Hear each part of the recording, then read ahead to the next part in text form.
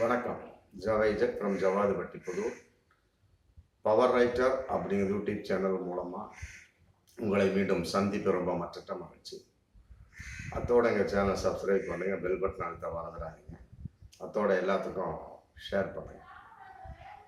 தமிழ்நாட்டில் எத்தனை ரவுடிகள் இருக்கிறார்கள், மிகப்பெரிய ஒரு லிஸ்ட் இன்னைக்கு தயாராகிட்டு இருக்கு. இதுவரை 6000 ரவுடிகள் இருப்பதாக ஒரு கணக்கீடு. இதில் ஏ கிரேடு, அப்புறம் பி கேட்டகரி, ஏ பிளஸ்ன்னு சொல்லி ஒரு 2-3 பிரிவுகள் போலீஸார் பிரித்து வச்சிருக்கிறாங்க. அதில் குறிப்பிட்ட 700 ரவுடிகளுக்கு மேலே சிறைக்குள்ள இருக்கிறாங்க. பேலன்ஸ் ரவுடிகள் இன்னைக்கு வெளி மாநிலத்துக்கு தப்பி சென்று விட்டார்கள். சந்தீப் ராய் நீக்கப்பட்டு போலீஸ் கமிஷனராக, தமிழகத்தின் போலீஸ் கமிஷனராக அருண் நியமிக்கப்பட்டிருக்கிறார். மற்றபடி அதன் வெளிப்பாடு இன்னைக்கு ஆரம்பமே ரொம்ப ஜோரா இருந்திருக்கு. காரணம் ஆம்ஸ்டாங்கினுடைய படுகொலை. பகுஜன் சமாஜ் கட்சியினுடைய மாநில தலைவர் பிஎஸ்பி அவருக்கு ஆல்ரெடி போலீஸார் எச்சரிக்கை கொடுத்துருக்குறாங்க. ஆல்ரெடி ஆற்காடு சுரேஷனுடைய தம்பி பொன்னை பாலு ஸ்ட்ராங்காவே போன் அடிச்சு எச்சரிக்கை கொடுத்திருக்காரு. சட்டத்தின் பிடியில் தப்பி இருக்கலாம், மற்றபடி என்னுடைய பிடியில் தப்ப முடியாது. அரசியல் காரணங்களா நீ தப்பி இருக்கலாம், மற்றபடி என்னுடைய பிடியில் தப்பிக்க முடியாது. நீதான் என் அண்ணன் ஆற்காடு சுரேஷை கொலை செய்ததற்கு என்னிடம் ஆதாரம் இருக்கிறது சொல்லிட்டு பல அங்க இருந்த 2-3 நண்பர்கள் அதன் அடிப்படையில் ஆம்ஸ்டாங் 10 லட்ச ரூபாய் பணம் கொடுக்கப்பட்டு குறிப்பிட்ட 2 பேர் அவர்கள் மூலமாக ஆற்காடு சுரேஷை ஆம்ஸ்டாங் கொலை செய்தார். அதன் அடிப்படையில் ஆற்காடு சுரேஷை கொலை செய்வதற்கு 2-3 ரவிடிகளை ஆம்ஸ்டாங் ஏவியதை போன்று பொன்னை பாலுவை யார் ஏவினார்கள் அப்படிங்கிற ஒரு மிகப்பெரிய ஒரு தகவல். மற்றபடி அவரே எங்க அண்ணனா அவரு கொன்னாருங்க, அதனால நான் கொன்னேன் அப்படிங்கிற மாதிரி அவரே சரணடைஞ்சிட்டார். அது எந்த அளவுக்கு உண்மையான பின்னணி அப்படிங்கிற ஒரு கேட்டகரியும் இதுல பார்க்கக்கூடிய ஒரு சூழல். பலவிதமான உண்மைகள் மறைக்கப்பட்டு, ஏன்னா இதுல நிலத்தகராறு அப்படிங்கிற ஒரு விஷயமும் ஒரு வாரம் 10 நாளைக்கு முன்னால் நடந்திருக்கு. அதன் அடிப்படையில் அவர் கொலை செய்யப்பட்டாரா அப்படிங்கிற கேள்வி இன்னைக்கு போயிட்டு இருக்கு. அது மறைக்கப்பட்டு மற்றபடி ஆற்காடு சுரேஷை கொலை செய்தார் அப்படிங்கிறதுக்காக பொன்னை பாலு விலை பேசப்பட்டாரா அப்படிங்கிற கேள்வி இதுல போயிட்டு இருக்கு. எப்படியோ பகுஜன் சமாஜ்வாடி கட்சியினுடைய மாநில தலைவர் ஆம்ஸ்டாங் கொலை ஆனதுக்கு பின்னால இன்னைக்கு ரவுடியினுடைய ஒரு மிகப்பெரிய ஒரு அந்த பிடி இருக்கப்பட்டிருக்கிறது. அவர்கள் தப்பித்து விடக்கூடாது என்பதற்காக மிகப்பெரிய லிஸ்டை கமிஷனர் அருண் ரொம்ப பகிரங்கமாவே ஸ்டார்டிங்கே சொல்லிட்டாங்க. முதல் பணியா தான் குற்றவாளிகளை கைது செய்வது, சட்டம் ஒழுங்கை பாதுகாப்பது, மற்றபடி குற்றம் நடக்காமல் தடுப்பது. அதையெல்லாம் விட இன்னொரு விஷயம் சொல்லிட்டார், ரவுடிகளுக்கு அவர்கள் பாஷையில் பதில் அளிப்பது. அதான் புரியல, ரவுடிகளுக்கு அவர்கள் பாஷையில் பதிலளிப்பது. இது இன்னைக்கு ரொம்ப கூர்ந்து கவனிக்கப்பட வேண்டிய ஒரு சூழல். போலீஸ் கமிஷனர் அருணுடைய அறிவிப்பின் மூலமாக ரவுடிகள் பாஷை என்னங்கிறது எல்லோருக்கும் தெரியும், போலீஸாருக்கும் தெரியும். வெட்டுவது, கொத்துவது, மற்றபடி கொலை செய்வது, இந்த மாதிரி. ஒருவேளை போலீஸும் அதே வேலையை செய்ய போகிறதா அப்படிங்கிற கேள்வி இதுல வருது. ஒருவேளை என்கவுண்டர் அப்படிங்கிற பேர்ல அது ஒரு நேரம் ஜெயலலிதா அம்மையார் காலத்துல பயங்கரமா இருந்தது. பங்குமார் மற்றபடி மிக ஆவேசமாக பேசப்பட்டவர்கள்லாம் சுட்டு தள்ளப்பட்டார்கள். ஜெயலலிதா அம்மையார் அந்த வகையில் ரொம்ப மிகப்பெரிய ஒரு கில்லாடியாக இருந்தார். ஏகப்பட்ட பேர் உரு தெரியாமல் ஆக்கப்பட்டார்கள். அதன் அடிப்படையில் திமுக ஆட்சி நடந்து கொண்டிருக்கக்கூடிய இந்த நேரத்தில் போலீஸ் கமிஷனர் அருண் நியமிக்கப்பட்டிருக்கிறார்.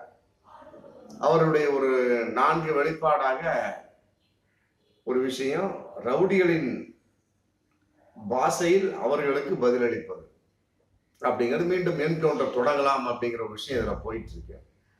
எது எப்படியோ பழிக்கு பழி என்பது ரவுடிகளுடைய ஒரு அடிப்படை ஆதாரம், அதன் அடிப்படையில் போலீசாரும் படிக்கும்படி வாங்க போகிறார்களா அப்படிங்கிற பகிரங்கமான ஒரு கேள்வி இதுல வந்துகிட்டு இருக்கு. இதன் அடிப்படையில செல்வ பெருந்தகை அவரும் ஒரு ரவுடி தான் அப்படின்னு இன்னைக்கு அண்ணாமலை சொல்லியிருக்கிறார். அவரும் ஒரு மிகப்பெரிய ஒரு சமூக விரோதி, ரவுடி, குற்ற பின்னணி உள்ளவர். அப்ப அரசியல் சம்பந்தப்பட்ட வகையில் ஏகப்பட்ட பேர் இருக்கிறார்கள் அப்படிங்கிறதும் இன்னைக்கு போலீஸ் கமிஷனர் அருண் ஐயா கையில் இன்னைக்கு மிகப்பெரிய ஒரு லிஸ்ட் இருக்கும். அண்ணாமலை சொல்லியிருக்கிறார், குற்ற பின்னணி உள்ளவர் செல்வ பெருந்தகை, மற்றபடி அவரும் ரவுடி லிஸ்ட்.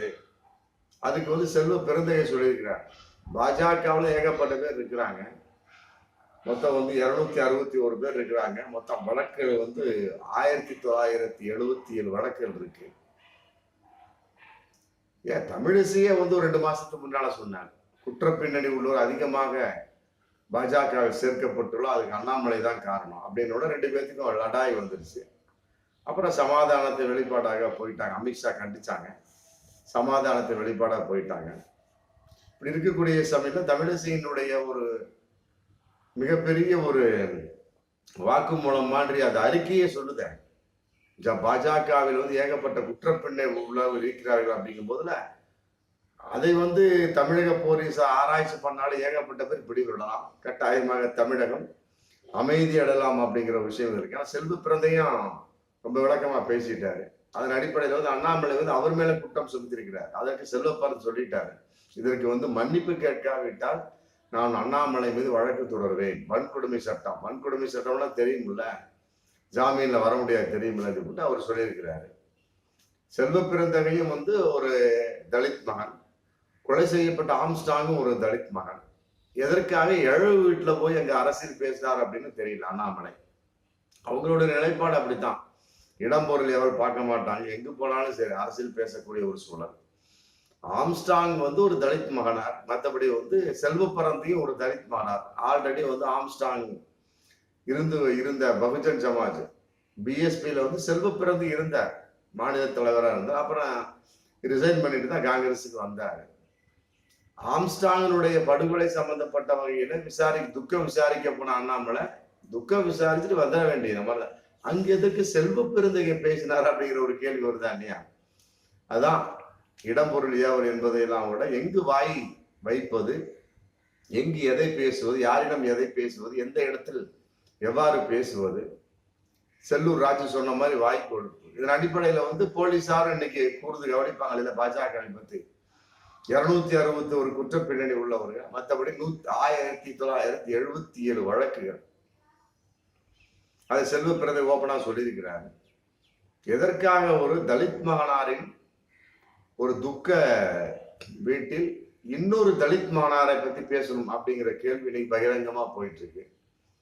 அண்ணாமலை எதற்காக பேச வேண்டும்? பாஜகவில் ஏகப்பட்ட குற்றப்பின்னணி இருக்கிற தமிழிசை ஓப்பனா ஓட் போட்டு உடைச்சிட்டாரு.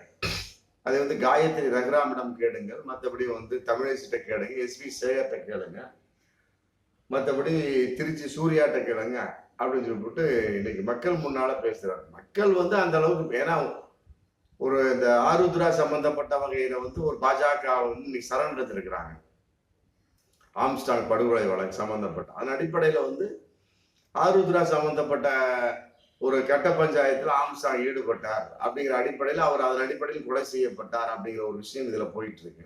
அதன் அடிப்படையில் பாஜகவை சேர்ந்த ஒரு நபர் இன்னைக்கு சரண் அடைஞ்சிருக்கிறார் அப்படின்னு மக்கள் பேசுறாங்க. அதனால நான் பேசுறேன் அப்படின்னு செல்வ பிறந்தகை சொல்றாரு. இது தெரிஞ்ச விஷயம்தான். இதையெல்லாம் விட எல்லாம் தெரிஞ்ச அண்ணாமலை எதற்காக துக்க வீட்டுல போய் இன்னொரு மகனாரை பத்தி குற்றம் சுமத்த வேண்டும் அப்படிங்கிற ஒரு கேள்வி இதுல இருக்கு. ஆக குற்ற பின்னணி உள்ளது மிகப்பெரிய ஒரு கட்சினா அது பாஜக தான். அது தமிழிசை வாயில அன்னைக்கு 2-3 மாசத்துக்கு முன்னாலே வந்துருச்சு. அதை அமித்ஷாவே அப்படி கண்டிச்சாரு, நீ பாட்டு போட்டு கொடுத்துட்டு உட்காந்துருந்தா அப்புறம் அவ்வளவுதான் அப்படிங்கிற மாதிரி கை வாய் அந்த உதடெல்லாம் போகக்கூடிய ஒரு சூழலை மக்கள் எல்லாம் பார்த்தோம். அப்ப குற்ற பின்னணி உள்ள கட்சி இந்தியாவிலே பாஜகவா அப்படிங்கிற பகிரங்கமான ஒரு கேள்வி இதுல போயிட்டு இருக்கு. அதை செல்வ பிறந்தைக்கு ஓப்பனா சொல்லிட்டார். அதுக்கு காரணம் அண்ணாமலை. போலீஸ் கமிஷனர் அருண் ஐயா அவங்களும் இன்னைக்கு மிகப்பெரிய ஒரு லிஸ்ட்டை கையில வச்சிருக்கிறாங்க. எத்தனை கட்சி இருக்குதோ தமிழ்நாட்டுல அது போலீஸாருக்கு தெரியும். குறிப்பிட்டு பாஜகவில் மிகப்பெரிய ஒரு ரவுடியிசம், குற்ற பின்னணி ஏகப்பட்ட பேர் ஒளிந்திருக்கிறார்கள். அதை இந்த தமிழக அரசு விடக்கூடாது. அதை பார்த்தாலே போதும், அதுல இருந்து ஏகப்பட்ட பேரை தூக்குனாலே போதும். ஆமா, தமிழகம் பளிச்சுன்னு ஆயிரும் அப்படிங்கிற மாதிரி இன்னைக்கு செல்வ பெருந்தோட பேச்சு இன்னைக்கு போயிட்டு இருக்கு.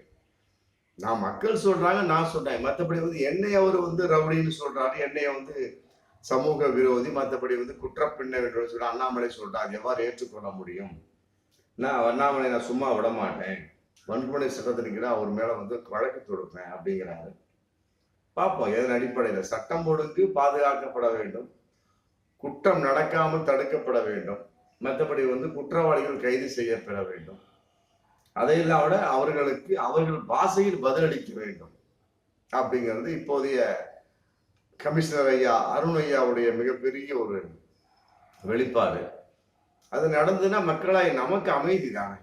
ஆமா, அது பாஜகவா இருக்கட்டும், வேறு கட்சியாக இருக்கட்டும். ஆமா, குற்ற பின்னணி உள்ளவர் இன்னைக்கு மிகப்பட்ட பேர் இந்த அறிக்கையின் வெளிப்பாடா தமிழகத்தை விட்டு தப்பித்து போய்விட்டார்கள் வெளி மாநிலங்களுக்கு. ஆமா, எந்தெந்த இன்ஸ்பெக்டர், எந்தெந்த போலீஸ், எந்தெந்த ரவுடியோடு தொடர்பு அப்படிங்கிற லிஸ்ட் எனக்கு வந்தாகணும் அப்படிங்கிறது மிகப்பெரிய ஒரு உத்தரவா போட்டார். உண்மையிலே இது மக்களுக்கு மகிழ்ச்சி தரக்கூடிய விஷயமாக இருக்கிறது. அதன் அடிப்படையில் செல்வ பெருந்தை சொல்லிட்டார், பாஜகவோட ஏகப்பட்ட ரவுடி இருக்காங்க அப்படின்னு. அதை ஓப்பன் பண்ணி காமிச்சிட்டாரு. தமிழிசைக்கு ஒரு 2-3 மாசத்துக்கு மேல சொல்லிட்டாரு. அதை போலீஸ் கமிஷனர் அருணையா கூர்ந்து கவனிக்கணும். உள்ள போனாலும் அங்கே ஏகப்பட்ட துப்பு துளங்க வாய்ப்பு இருக்கு. ஆக அரசியல்வாதிகள் ரவுடிகளாக செயல்பட்டார்கள் அப்படிங்கிறதுக்கு ஆம்ஸ்டாங்களுடைய படுகொலை ஒரு காரணம். ஆமா, அவரும் முதல்ல ரவுடியாத்தான் இருந்திருக்கிறாரு. போலீஸார் சம்பந்தப்பட்ட வகையில 3 தடவை எச்சரிக்கை செய்யப்பட்டிருக்காரு. ஆற்காடு சுரேஷை என் அண்ணனை கொலை செய்தா உன்னை சும்மா விட மாட்டேன்னு கூட பொன்னை பாலு பேசுறதா உளவுத்துறைக்கு ரிப்போர்ட் அது பேசுறது உண்மையா அப்படின்னு கேட்டிருக்காரு ஆம்ஸ்டாங்கிட்ட. அப்ப சொல்லியிருக்காரு, என்னுடைய நிழலை கூட அவர்களை தொட முடியாது போட்டு ஆம்ஸ்டாங் சொல்லியிருக்கிறார். இன்னைக்கு அவர் உயிரையை தொட்டு விட்டார்கள். ஆமா, அதனால அரசியல் சம்பந்தப்பட்ட எப்படிப்பட்ட கட்சியாக இருந்தாலும் சரி, இதன் மூலமாக மக்கள் எதிர்பார்க்கிறார்கள் போலீஸ் கமிஷனர் ஐயாவை எந்தெந்த அரசியல் என்னென்ன குற்றப்பின்னணி அத்தனை பேர் தோண்டி நுணவு எடுங்க. ஆமா, அது எந்த கட்சியாக இருக்கட்டும். ஆமா, இன்னைக்கு தமிழக அரசு போலீஸ் கமிஷனர் ஐயா அருண் ஐயா நியமிச்சிருக்கு. அவர்கள் மூலமாக எந்தெந்த கட்சியில எப்படிப்பட்ட ரவுடிகளா இருக்கிறாங்கன்னு உள்ள பிடிச்சு போட்டாலே போதும், தமிழகம் அமைதி அடையும் என்பதுதான் மக்கள் எதிர்பார்க்கக்கூடிய மிகப்பெரிய ஒரு உண்மையாக இருந்து கொண்டிருக்கிறது. மீண்டும் அடுத்த வீடியோ சந்திப்போம். நன்றி.